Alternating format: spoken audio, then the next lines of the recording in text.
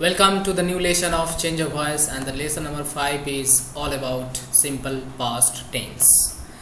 Simple past tense को पहचानते कैसे हैं, सबसे पहले उसको समझते हैं। सिंपल पास्ट टेंस में आपको कुछ नहीं दिखेगा, सिर्फ और सिर्फ अफर्मेटिव सेंटेंस में वर्ब सेकंड जरूर दिखेगा। वर्ब का फॉर्म और कुछ भी नहीं रहेगा, सिर्फ इसी टेंस में जो है वर्ब का सेकंड फॉर्म यूज़ होता है और किसी भी टेंस में वर्ब का सेकंड फॉर्म यूज़ नहीं होता है। तो ये समझना बहुत ही आसान है सिंपल पास्ट टेंस को कि वर्ब का सेकंड फॉर्म जहाँ कहीं भी दिख जाए that will be simple past tense. एक और पहचान है, अगर निगेटिव या फिर इंट्रोगेटिव या फिर डब्ल्यूएच इंट्रोगेटिव सेंटेंस है तो वहाँ आपको डिड जरूर दिखेगा।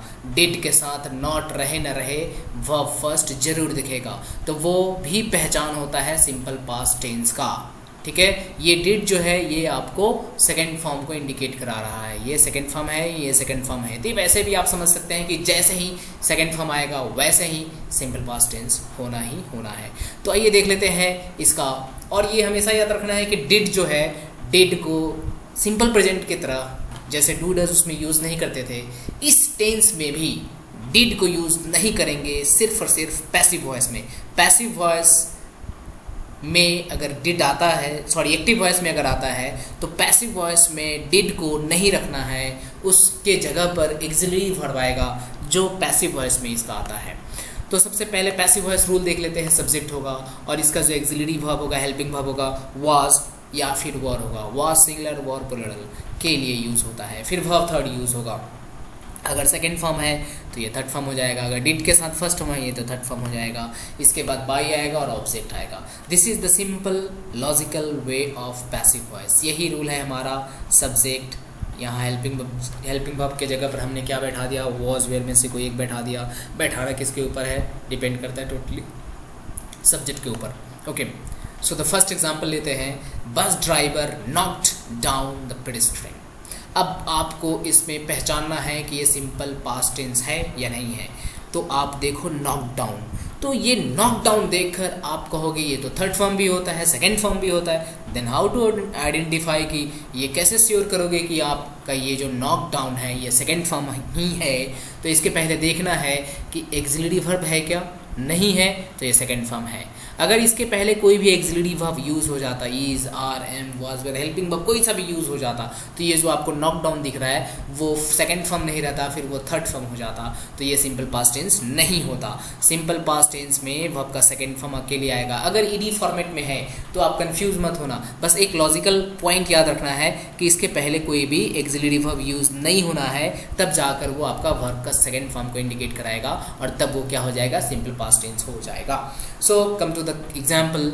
इसमें हमारा सब्जेक्ट है bus driver knock down the pedestrian. Bus driver ने पेडेस्ट्रियन को, पैदल यात्री को कुचल दिया। तो हमारा सिंपली क्या, ये हमारा वर्ब है, ये सब्जेक्ट है, ये ऑब्जेक्ट है।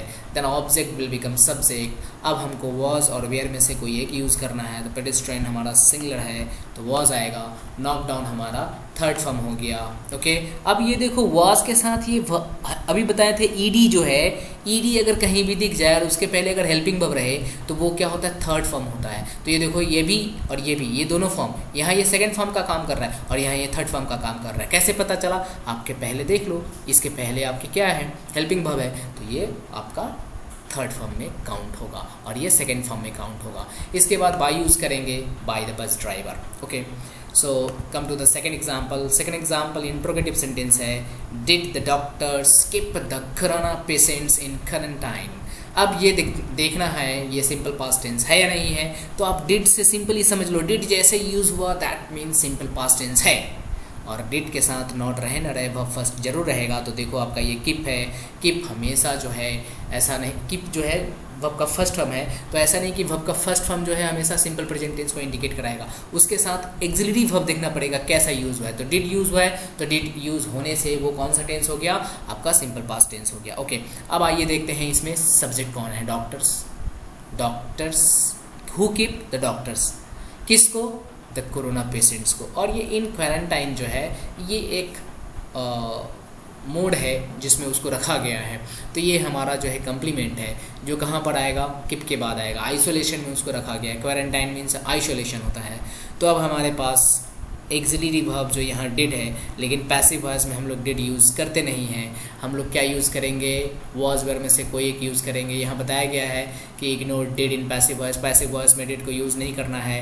तो ये जो वॉज वेयर है यही हमारा पहले आ जाएगा before the subject, then it will become interrogative sentence. ये जैसे ही पहले आएगा वो इंट्रोगेटिव हो जाएगा। तो हमारा यहाँ डिड की जगह पर वॉज वेयर में से कोई एक आएगा, डिपेंड करता है ये जो सब्जेक्ट हमारा जो ऑब्जेक्ट है जो अब सब्जेक्ट बनकर आएगा तो वो डिपेंड करता है कि ये सिंगुलर है या फिर प्लूरल है। तो आप देख लो पेशेंट्स है, प्लूरल है, तो यहाँ पर क्या होना चाहिए, वर होना चाहिए, तो वर होगा, वर द कोरोना पेशेंट्स। अब इसके बाद क्या आएगा, वर्ब थर्ड, कीप का थर्ड फॉर्म क्या होगा, केप्ट। इसके बाद केप्ट के बाद क्या आएगा, ये जो आपका कंप्लीमेंट है इन क्वारंटाइन वो आया।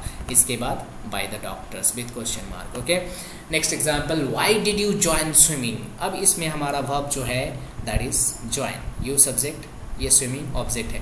अब यहाँ आपको दिख रहा होगा कि आईएनजी है, तो ये आईएनजी तो हमारा कंटिन्यूटी को दिखाता है, लेकिन आप फिर से एक टेक्निक याद कर लो, बहुत ही शानदार टेक्निक है कि आईएनजी फॉर्म हो लेकिन उसके पहले बी वर्ब ना हो तो ये कंटिन्यूटी को नहीं दिखाएगा। ये आपको दिख रहा है स्विमिंग और इसके पहले be verb is, are, am, was, verb में से कोई भी एक हो जाता तो यहाँ पर ये वर्ब को इंडिकेट कराता, लेकिन अब ये वर्ब को इंडिकेट नहीं करा रहा है, ये नाउन को इंडिकेट करा रहा है, जेरेंड को इंडिकेट करा रहा है, जिसके वजह से हमारा ये जो है अभी नाउन का काम कर रहा है, मतलब ऑब्जेक्ट बना हुआ है। ठीक है, तो आप सिर्फ और सिर्फ ऐसे ही मत देख लेना कि आईएनजी है तो ये कंटिन्यूअस टेंस होगा, नहीं नहीं नहीं, ऐसे नहीं देखना है। आपको देखना है कि इसके पहले कोई बी वर्ब है क्या, तभी जो है वो कौन सा टेंस होगा, कोई ना कोई कंटिन्यूअस होगा।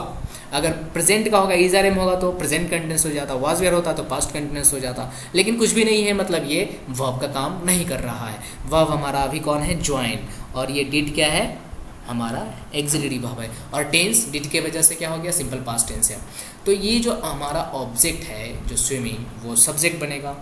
तो स्विमिंग सिंगुलर होता है तो उसके लिए हम लोग क्या यूज़ करेंगे, वॉज वेयर में से कोई यूज़ करेंगे, वॉज, वाई का जो है हम लोग वाई रहने देंगे, वॉज रखें, इस स्विमिंग को हम लोग ने क्या कर दिया, सब्जेक्ट बना दिया। इसके बाद ज्वाइंट कर दिया वर्ब का थर्ड फॉर्म, डिड यूज़ करना नहीं है पैसिव वॉइस में। ओके, इसके बाद बाय यू।